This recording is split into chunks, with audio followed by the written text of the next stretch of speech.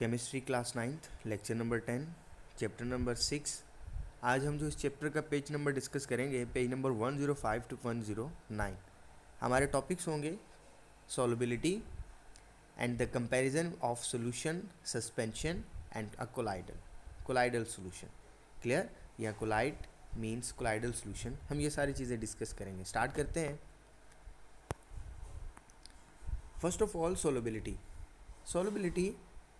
Solubility is defined as the number of grams of solute dissolved in 100 grams of solvent to prepare a saturated solution at a particular temperature.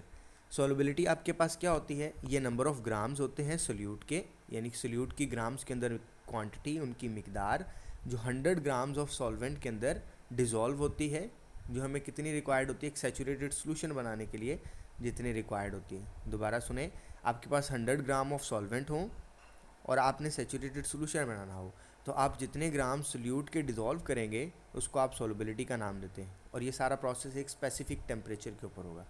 Clear? तो solubility के depending factors हैं। Number 1, principle of solubility, like dissolve like. तो पहला जो इसका depending factor है वो है कि सॉल्युबिलिटी कब ज़्यादा होगी कब कम होगी। It depends upon like dissolve like, ये बहुत इंपॉर्टेंट प्रिंसिपल भी है। उसके बाद सोल्यूट सॉल्वेंट इंट्रैक्शंस, के सोल्यूट और सॉल्वेंट की इंट्रैक्शंस, उनके दरमियान जो अट्रैक्टिव फोर्सेस हैं उसके ऊपर डिपेंड करता है। और number 3 factor is temperature. Start करते हैं one by one. Depending factor, first of all like dissolve like. The ionic compounds and the polar substances are soluble in polar substances. भाई जितने भी आयनिक और पोलर सब्सटेंसेस होती हैं वो पोलर सॉल्वेंट्स के अंदर ही डिज़ोल्व होती हैं। पहला इसका लाइक डिज़ोल्व लाइक का पहला प्रिंसिपल, पहली लाइन इसकी ये है। इसके 3 पार्ट्स हैं। पहला पार्ट इसका ये है कि आयनिक कंपाउंड्स और पोलर सब्सटेंसेस जितने भी होती हैं वो सारी की सारी पोलर सॉल्वेंट्स के अंदर डिज़ोल्व होती हैं। For example, ionic solids and polar solvents compound are soluble in water. Water is a polar solvent, और इसके अंदर जितनी भी आयनिक सॉलिड्स और पोलर कोवलेंट कंपाउंड्स होंगे वो सारे के सारे इसके अंदर डिज़ोल्व होंगे। For example, potassium chloride, sodium carbonate, copper sulphate, sugar, alcohol are soluble in water. Number 2 is the ionic non-polar substances are not soluble in polar substances. भाई जितने भी नॉन पोलर सब्सटेंसेस होती हैं वो पोलर सॉल्वेंट्स के अंदर soluble नहीं होती। For example ether, benzene and petroleum are insoluble in water. तो ये सारी की सारी जो है ये इन नॉन पोलर सब्सटेंसेस हैं और ये वाटर के अंदर सोल्युबल नहीं होती। Number 3 part like dissolve like का है, non polar covalent compounds are soluble in non polar solvents. तो जितने भी नॉन पोलर कोवलेंट कंपाउंड्स हैं वो नॉन पोलर सॉल्वेंट्स के अंदर सोल्युबल होते हैं। For example, grease, paints, naphthalene are soluble in ether and carbon tetrachloride. तो ये सारे के सारे ऑर्गेनिक कंपाउंड्स हैं और ये नॉन पोलर होते हैं और ये आपस में एक दूसरे के अंदर डिज़ोल्व होते हैं। तो हमने लाइक डिज़ोल्व लाइक के अंदर 3 पॉइंट्स पढ़े। पहला ये कि आयनिक और नॉन पोलर सब्सटेंसेस, आयनिक और पोलर सब्सटेंसेस जो होती हैं वो पोलर सॉल्वेंट्स के अंदर डिज़ोल्व होती हैं। नॉन पोलर सब्सटेंसेस जो होती हैं वो पोलर सब्सटेंसेस के अंदर डिज़ोल्व नहीं होती, और जितनी भी नॉन पोलर है वो नॉन पोलर के अंदर डिज़ोल्व होती हैं। नेक्स्ट है solubility and solute solvent interaction. Solute solvent interactions, इनको डिस्कस करते हैं। The solution formation depends upon the relative force strength of attractive forces between solute solvent and solvent interactions। तो आपकी जो सॉल्युबिलिटी है वो डिपेंड करती है सोल्यूट यानी कि जो सोल्यूट के पार्टिकल्स हैं उनके दरमियान अट्रैक्टिव फोर्सेस के ऊपर, सॉल्वेंट जो सॉल्वेंट के पार्टिकल्स हैं उनके दरमियान जो फोर्सेस उसको सॉल्वेंट फोर्स कहेंगे। और सोल्यूट सॉल्वेंट जो है फोर्स वो फोर्स होगी जो सोल्यूट और सॉल्वेंट के पार्टिकल्स के दरमियान में बनेगी। तो होगा क्या, if the new force between solute and solvent particles overcome the solute attractive forces.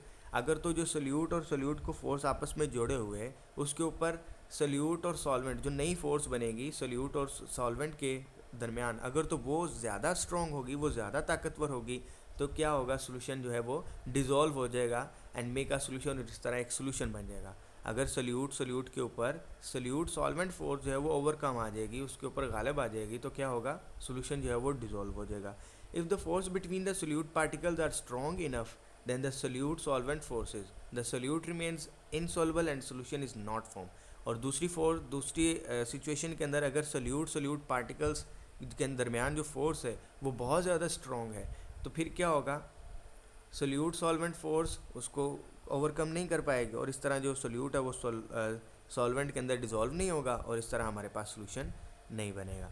For example हम एक पिक्चर की मदद से डिस्कस करते हैं। फॉर एग्जांपल हमारे पास एक सोडियम क्लोराइड का सोल्यूशन है, सोडियम क्लोराइड का NaCl का सोल्यूशन है, और साथ में जब इसको वाटर के अंदर डिज़ोल्व किया जाता है तो क्या होता है, इसके पार्टिकल्स, वाटर जो है उसके नेगेटिव जो आयन है ऑक्सीजन का वो किसको अट्रैक्ट कर लेता है, पॉजिटिव को, और जो पार्शियल पॉजिटिव होता है हाइड्रोजन के ऊपर वो किसको अट्रैक्ट कर लेता है, नेगेटिव को। और इस तरह क्या करते हैं, जो नेगेटिव वाले होते हैं it is surrounded by the positive ions, positive charges वाले इसके जो डाइपोल्स हैं, पॉजिटिव हाइड्रोजन के जो डाइपोल्स हैं वाटर के अंदर पार्शियल पॉजिटिव, वो सारे के सारे नेगेटिव को घेर लेते हैं, और जो नेगेटिव वाले होते हैं वो क्या कर देते हैं, पॉजिटिव को घेर लेते हैं। और इस तरह ये क्या करते हैं, इनके दरमियान जो फोर्सेस होती हैं वो स्ट्रॉन्ग होती हैं, सोल्यूट सॉल्वेंट फोर्सेस, और इस तरह इसको क्या करते हैं, अपने अंदर डिज़ोल्व कर लेते हैं और सोल्यूशन बना देते हैं। क्लियर। नेक्स्ट स्टार्ट करते हैं effects of temperature. Heat is absorbed. उमूमन हम देखते हैं कि जो हमारे पास टेम्परेचर जो है अगर वो हम बढ़ाते जाएँ तो सोल्यूट जो है वो ज़्यादा सोल्युबल होता जाता है। फॉर एग्जांपल आपने चीनी ली थोड़ी सी, तो एक कप के अंदर डाली, तो एक पॉइंट आया कि वो डिज़ोल्व होना बंद हो गई। आपने उसको कप को गर्म किया और वो जो चीनी थी वो ज़्यादा उसके अंदर सोल्युबल होना शुरू हो गई। तो मोस्टली तो ये होता है कि टेम्परेचर बढ़ाने से सोल्युबिलिटी बढ़ जाती है। लेकिन अगर साल्ट्स की बात करें तो कुछ साल्ट्स के अंदर ये वाला जो प्रोसेस है कि टेम्परेचर बढ़ाएंगे तो सोल्युबिलिटी बढ़ेगी, ये वाला प्रोसेस नहीं भी होता, तो हर दफ़ा ये पॉइंट ठीक नहीं होता। तो साल्ट्स के लिए जो है 3 जो है वो हम प्रोसेस डिस्कस करेंगे। Number 1, heat is absorbed. जब हीट जो है वो साल्ट्स जो है वो एब्जॉर्ब कर देते हैं। Clear. When salts like potassium carbonate, potassium nitrate, sodium nitrate and calcium chloride और potassium chloride are added in water, जब इनको वाटर के अंदर डिज़ोल्व किया जाता है, टेस्ट ट्यूब बिकम्स कोल्ड, तो जो टेस्ट ट्यूब होती है वो कोल्ड हो जाती है। इसका मतलब क्या है, it's mean during solution of the salts the heat is absorbed and dissolving process is called endothermic process. इसका मतलब ये है कि जो सॉल्वेंट से जो हमने उसके अंदर सोल्यूट जब डिज़ोल्व किया वाटर के अंदर, तो क्या किया उसने, हीट को एब्जॉर्ब कर लिया। इसका मतलब ये है कि इसके अंदर हीट दरकार है, तो इस प्रोसेस को हम नाम देते हैं एंडोथर्मिक प्रोसेस का। जब हम साल्ट को वाटर के अंदर डिज़ोल्व करते हैं तो वाटर जो टेस्ट ट्यूब है वो क्या हो जाती है, कोल्ड हो जाती है। इसका मतलब ये है कि हीट जो है उसने एब्जॉर्ब कर ली जब रिएक्शन हुआ। तो रिएक्शन हम यूँ लिखते हैं, solvent plus solute plus heat, यानी इस सोल्यूशन को बनाने के लिए हमें हीट रिक्वायर्ड होती है। इस तरह के जब हीट एब्जॉर्ब हो जाती है, इसका मतलब है solubility usually increases with increase in temperature for such solutes, कि आप जिस तरह हीट को इंक्रीज़ करते जाएंगे सोल्युबिलिटी भी क्या होती जाएगी, इंक्रीज़ होती जाएगी। नेक्स्ट दूसरी फॉर्म हम डिस्कस करते हैं, हीट इज़ गिवन आउट। दूसरे प्रोसेस के अंदर जब salts like lithium sulphate and caesium phosphate, जब ये वाले lithium sulphate and caesium sulphate, जब ये वाले जो साल्ट्स हैं जब इनको वाटर के अंदर डिज़ोल्व करते हैं तो टेस्ट ट्यूब वार्म हो जाती है, टेस्ट ट्यूब गर्म हो जाती है। इसका मतलब ये है कि इन रिएक्शंस के दौरान, इस रिएक्शन के दौरान जब आपने इन साल्ट्स को डिज़ोल्व किया वाटर के अंदर तो हीट जो थी वो रिलीज़ हुई, और इस तरह के रिएक्शंस को हम नाम देते हैं एक्सोथर्मिक रिएक्शंस। क्लियर। इसका हम इस तरह इक्वेशन लिखेंगे, सोल्यूट प्लस सॉल्वेंट, तो हमारे पास सोल्यूशन बनेगा और साथ में हीट बनेगी। In such cases the solubility of the salt decreases with increase in temperature, और इस तरह के सोल्यूशंस की सोल्युबिलिटी जो है वो डिक्रीज़ होती है as you increase the temperature. आप जिस तरह टेम्परेचर को इंक्रीज़ करेंगे उनकी सोल्युबिलिटी डिक्रीज़ करेगी। क्लियर। और इसके ऑपोजिट अगर आप टेम्परेचर को डिक्रीज़ करेंगे तो उनकी सोल्युबिलिटी इंक्रीज़ हो जाएगी। नेक्स्ट है no change in heat. In some cases during a dissolution process neither the heat is absorbed nor released. कुछ प्रोसेस ऐसे होते हैं जिनके अंदर ना तो हीट एब्जॉर्ब होती है ना ही हीट रिलीज़ होती है। When the salts like NaCl is added in water, the solution temperature remains almost same. For example जैसे आप NaCl वगैरह को जब वाटर के अंदर डिज़ोल्व करते हैं तो ना तो हीट रिलीज़ होती है और ना ही हीट जो है वो गेन होती है, ना ही तो टेस्ट ट्यूब कोल्ड होती है ना वार्म होती है। इसका मतलब ये है कि ये वाले जो रिएक्शंस हैं इनके ऊपर टेम्परेचर का इतना इफेक्ट नहीं होता। In such cases the temperature has minimum effect on solubility. तो इस तरह की सिचुएशंस के अंदर जब ना तो हीट एब्जॉर्ब हो ना हीट रिलीज़ हो तो टेम्परेचर जो है वो इतना ज़्यादा इफेक्टिव नहीं होता। नेक्स्ट है difference between solution, colloidal and suspensions. ये 3 तरह के सोल्यूशंस हैं, सोल्यूशंस है के टाइप्स हैं, इनको हम डिस्कस करेंगे वन बाय वन, तो इनका डिफ्रेंशिएट करेंगे। Number 1 solution, the particle exist in their simplest form as that is the molecules and ions, their diameter is 10 raised power minus 8 centimetre.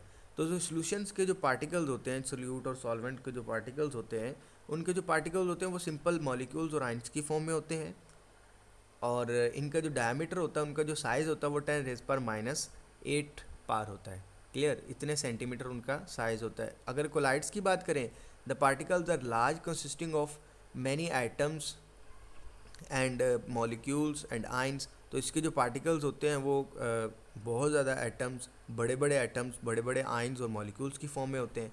Suspension की बात करते हैं, their particles are largest size, they are larger than 10 raise पर minus 5 centimetre in diameter. तो जो suspensions होती हैं, इनके अंदर जो सोल्यूट पार्टिकल्स होते हैं वो बहुत बड़े होते हैं, और इनका जो साइज़ होता है, इनका जो डायमीटर होता है वो 10 रेज़ पर माइनस 5 होता है सेंटीमीटर।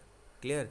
तो नंबर 2 पे हम देखते हैं, the particle dissolve uniformly throughout form a homogeneous mixture. द सॉल्यूशंस के अंदर जो पार्टिकल्स होते हैं वो यूनिफॉर्मली जो है उसके अंदर डिजॉल्व हो जाते हैं और एक होमोजीनियस मिक्सचर बनाते हैं। जबकि कोलाइडल के अंदर क्या होता है, a colloidal appears to be the homogeneous but actually it is the heterogeneous mixture. वैसे वो होता तो होमोजीनियस है, लगता होमोजीनियस है, बट एक्चुअली वो क्या होता है, हेट्रोजीनियस मिक्सचर होता है। They are not true solutions, ये ट्रू सॉल्यूशंस नहीं होते, इनको फॉल्स सॉल्यूशंस का नाम दिया जाता है। The particles do not settle down for a long time. जो पार्टिकल्स होते हैं वो इतनी जल्दी उनकी सतह के नीचे भी नहीं बैठते, ऊपर ही तैरते रहते हैं। Therefore the colloids are quite stable. और इस तरह ये कहते हैं कि जो कोलाइड्स होते हैं वो स्टेबल होते हैं, इनके अंदर जो पार्टिकल्स होते हैं वो नज़र आते हैं। Clear.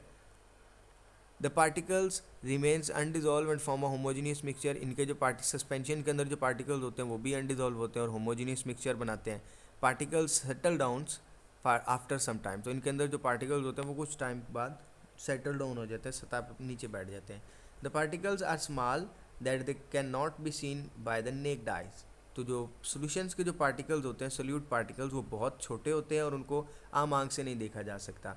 Particles are larger, they can not be seen with naked eyes. इनके पार्टिकल्स, कोलाइड्स के जो पार्टिकल्स होते हैं वो भी जो होते हैं वो भी साइज़ में छोटे हो सकते हैं, उनको भी नहीं देखा जा सकता।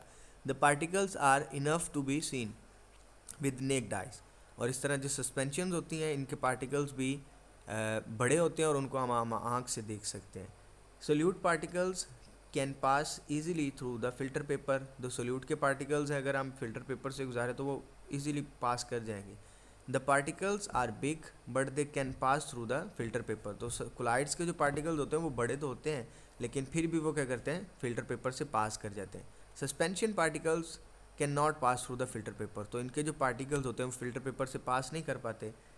सॉल्यूशंस नेक्स्ट बात करते हैं, particles are so small that they can not scatter the rays of light, thus they do not show the Tyndall effect. Tyndall effect क्या होता है, इसको हम नेक्स्ट स्लाइड के अंदर डिस्कस करते हैं, तो पहले उसको डिस्कस कर लेते हैं। टेंडल इफेक्ट क्या है, the particles in colloidal solution dissolves and do not settle down for a long time. जब हम पार्टिकल्स जो हैं वो कोलाइडल सॉल्यूशंस के अंदर उनको जब डिजॉल्व करते हैं तो वो इतनी जल्दी सतह के नीचे नहीं बैठते, बल्कि वो क्या करते हैं, उसके अंदर ही वो मूवमेंट करते रहते हैं सॉल्यूशन के अंदर ही। But the particles are of colloids are big enough to scatter the beam of light. हम जैसे इसमें से लाइट को पास करते हैं तो क्या होता है, ये लाइट को फैला देते हैं, स्कैटर कर देते हैं, स्कैटरनेस शो करते हैं, और इस इफेक्ट को हम नाम देते हैं टेंडल इफेक्ट का। क्लियर। तो फॉर एग्जांपल ये सारे के सारे starch, albumin, soap solutions, blood, milk, ink, jelly, toothpaste, ये सारे के सारे जो सॉल्यूशंस हैं, ये सारे के सारे कोलाइडल सॉल्यूशंस की टाइप्स हैं। तो ये सारे के सारे क्या करते हैं, जब इनमें से लाइट पास करते हैं तो ये क्या करते हैं, उसको स्कैटर कर देते हैं। यहाँ पे आप देखें तो लाइट जैसे पास की, ये सॉल्यूशन है, तो सॉल्यूशन और कोलाइडल के अंदर बहुत ही इंपॉर्टेंट डिफरेंस वो है टेंडल इफेक्ट। तो ये टेंडल इफेक्ट शो करते हैं, जबकि सॉल्यूशन जो है वो टेंडल इफेक्ट शो नहीं करते। जैसे आपने लाइट पास की, ये बिल्कुल स्ट्रेट वैसी की वैसी पास कर गई, बट यहाँ पे जब आपने देखा तो ये आगे जाके स्कैटर कर गई, आगे इसका जो साइज़ था वो क्या हो गया, इंक्रीज़ कर गया। तो इसको हम नाम देते हैं, स्कैटरनेस ऑफ लाइट को हम नाम देते हैं टेंडल इफेक्ट का। तो particles are so small they do not can scatter the light. तो जो पार्टिकल्स होते हैं सॉल्यूशंस के वो स्कैटरनेस को शो नहीं करते, टेंडल इफेक्ट को शो नहीं करते। The particle scatters the path of the light rays thus entering the beam of light, emitting the beam of light exhibit the Tyndall effect. तो जो कोलाइडल सॉल्यूशंस होते हैं ये टेंडल इफेक्ट को शो करते हैं। जैसे हम लाइट पास करते हैं तो वो जो लाइट होती है उसको वो क्या कर देते हैं, स्कैटर कर देते हैं। सस्पेंशन की बात करते हैं, they so big the light is blocked and difficult to pass. जो सस्पेंशन होते हैं इनकी तो बात ही कुछ और है। तो इसमें जैसे ही आप लाइट पास करेंगे तो उस लाइट को ये दूसरी तरफ पास ही नहीं करने देते, पहले जो लाइट का पाथ है उसको क्या कर देते हैं, ब्लॉक कर देते। तो ये हमारा आज का लास्ट टॉपिक था चैप्टर नंबर 6 का।